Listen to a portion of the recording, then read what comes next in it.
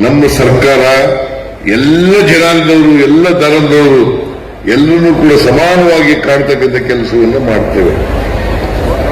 ಈಗ ನಮ್ಮ ರಾಜ್ಯದ ಬಜೆಟ್ 4,09,000 ಕೋಟಿ. ಅದ್ರಲ್ಲಿ ನಿಮಗೂ ಕೂಡ ಎಷ್ಟು 4,500 ಕೋಟಿ. ಅದು ದೊಡ್ಡದಲ್ಲ.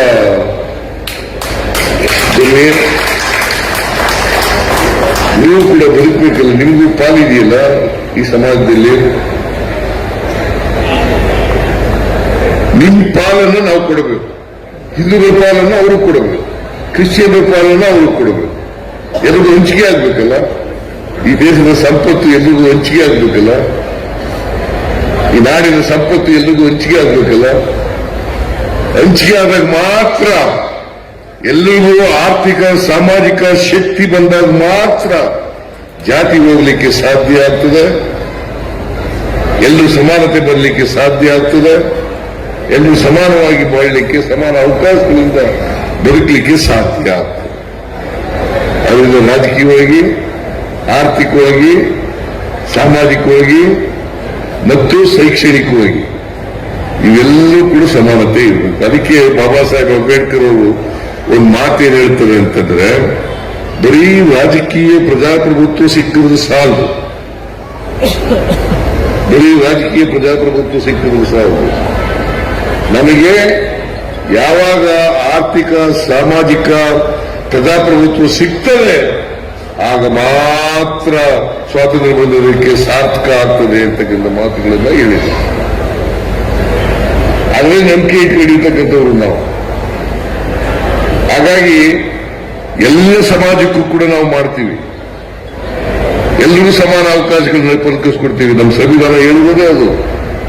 ಬಾಬಾ ಸಾಹೇಬ್ ಅಂಬೇಡ್ಕರ್ ಕೊಟ್ಟಿರ್ತಕ್ಕಂಥ ಸಂವಿಧಾನ ಎಲ್ಲರಿಗೂ ಸಮಾನ ಅವಕಾಶಗಳನ್ನು ಕಲ್ಪಿಸ್ಕೊಡಿ, ಸಮಾನತೆಯನ್ನು ಕಲ್ಪಿಸ್ಕೊಡಿ, ಎಲ್ರಿಗೂ ಭ್ರಾತೃತ್ವವನ್ನು ಕಲ್ಪಿಸ್ಕೊಡಿ ಇನ್ನೂ ಹೇಳಿರ್ತಕ್ಕಂಥದ್ದು.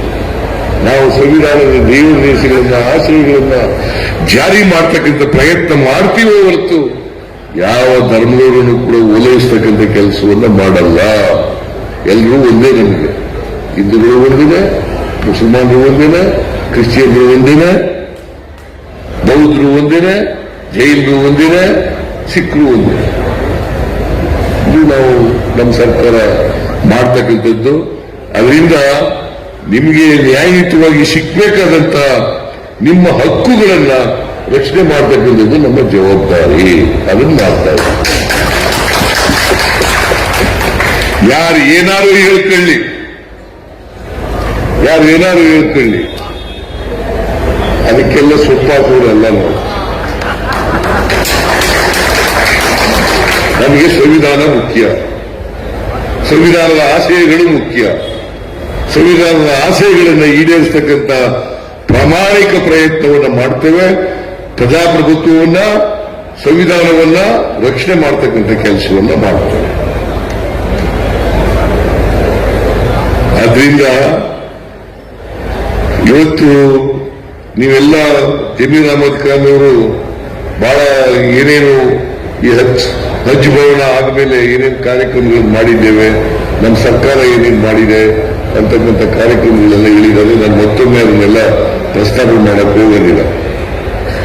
ಇಲ್ಲಿ ನಾನು 14ನೇ ತಾರೀಕು ಮಂಗಳೂರಿಗೆ ಹೋಗ್ತಾ ಇದ್ದೀನಿ. ಮಂಗಳೂರಿನಲ್ಲಿ ಒಂದು ಹಜ್ ಭವನ ಆಗ್ಲೇಬೇಕು. ಅದಕ್ಕೆ ಶಂಕುಸ್ಥಾಪನೆಯನ್ನ ಮಾಡ್ತೇನೆ. ಅವತ್ತು 16ನೇ ತಾರೀಕು ಶಂಕುಸ್ಥಾಪನೆಯನ್ನ ಮಾಡ್ತೇನೆ. ಆಮೇಲೆ ಜಮೀರ್ ಅಹಮದ್ ಖಾನ್ ಅವರು ಗುಲ್ಬರ್ಗಕ್ಕೆ ಹೋಗ್ತಾ ಇದ್ದಾರೆ. 6ನೇ ತಾರೀಕು ಅದಕ್ಕೆ ಶಂಕುಸ್ಥಾಪನೆಯನ್ನು ಮಾಡ್ತೇವೆ.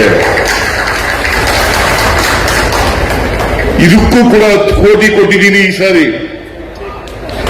ಇದು ಪರ್ಮನೆಂಟ್ ಆಗಿ ಒಂದು ಸ್ಟ್ರಕ್ಚರ್ ಅನ್ನ ಮಾಡಬೇಕು. ಯಾಕಂದ್ರೆ ಪ್ರವಾಸಿಗರು ಬರ್ತಾರೆ, ಇಲ್ಲಿಗೆ ಬಂದವರಿಗೆ ಉಳ್ಕೊಳ್ಳಿಕ್ಕೆ ಜಾಗ ಬೇಕು ಅಂತೇಳಿ ಅವ್ರಿಗೋಸ್ಕರವಾಗಿ 10 ಕೋಟಿ ರೂಪಾಯಿಯನ್ನ ಕೊಟ್ಟಿದ್ದೀವಿ. ಇವತ್ತು ಇಲ್ಲಿ ಟೆಂಪರರಿಯಾಗಿ ಶೆಡ್ ಹಾಕಿದೀರಲ್ಲ, 1 ತಿಂಗಳವರೆಗೆ ಇರಬೇಕಲ್ಲ, 15 ದಿನ 20 ದಿನದವರೆಗೆ ಇರಬೇಕಲ್ಲ, 1 ಕೋಟಿ ರೂಪಾಯಿ ಆಗುತ್ತೆ ಇದಕ್ಕೆ.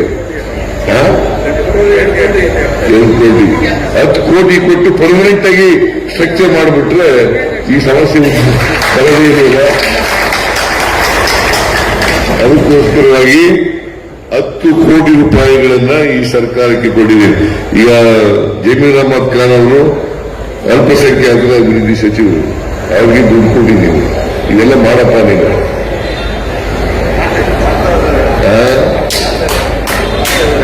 ನೀನ್ ಟಿಪ್ಪು ಅವನ ಶಿಷ್ಯ, ನೀನೇನು ಹೇಳ್ತೀನಿ, ಬೇರೆಯವ್ರು ಹೇಳ್ಬೇಕು,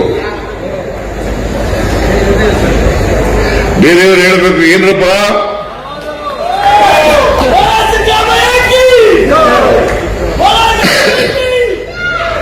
ಆದ್ರಿಂದ ನಾನು ನಿಮ್ಮಲ್ಲಿ ಇಷ್ಟೇ ಮನವಿ ಮಾಡೋದು, ನಿಮ್ಮಲ್ಲಿ ಶಿಕ್ಷಣ ಹೆಚ್ಚಾಗಬೇಕು. ಸಾಚಾರ್ ಕಮಿಟಿನಲ್ಲಿ ಬಹಳ ಕಡಿಮೆ ಶಿಕ್ಷಣ ಕಡಿಮೆ ಇದೆ ಅಂತ ಹೇಳಿದ್ದಾರೆ.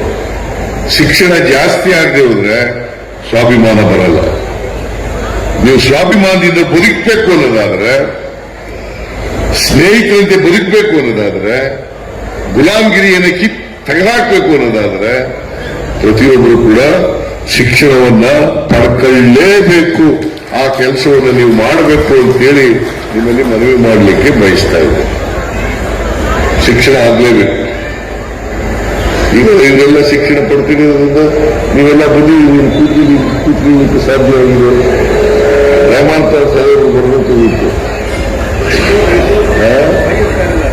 ಅವ್ರಿಗೆ ಹುಷಾರಿಲ್ಲ ಅಂತ ಬಂದಿಲ್ಲ.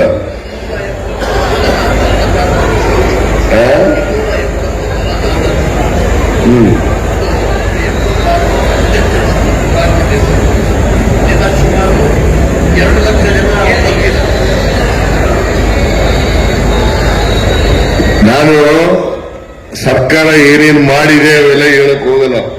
ಆದ್ರೆ ನೀವೆಲ್ಲ ಜನರಿಗೆ ಹೇಳ್ಬೇಕು. ನೀವು ನಾನೇ ಹೇಳಿದ್ರೆ ಅದು ಚೆನ್ನಾಗಿ ಕಾಣಿಸಲ್ಲ. ನಾವು ನಮ್ಮ ಸರ್ಕಾರ ಏನ್ ಮಾಡಿದೆ ಅದನ್ನ ಜನರಿಗೆ ಹೇಳ್ಬೇಕು.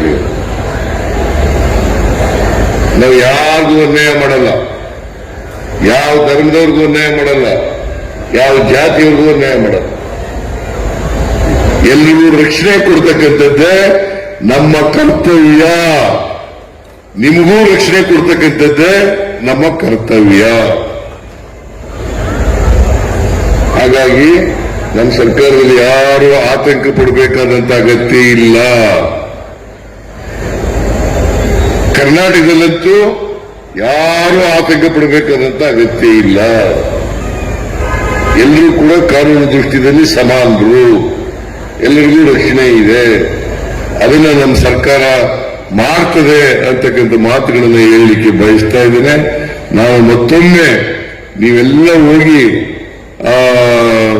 ಯಾವುದು ಉಮ್ರಾ ಹಜ್ ಯಾತ್ರೆ ಅಲ್ಲಿ ಹೋಗಿ ಪ್ರಾರ್ಥನೆ ಮಾಡಿ. ದುವಾ ಅಂದ್ರೆ ಅದು ತಾನೆ ಪ್ರಾರ್ಥನೆ,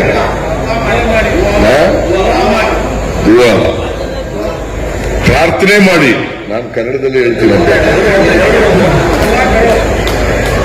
ದುವಾ ಕರೋ.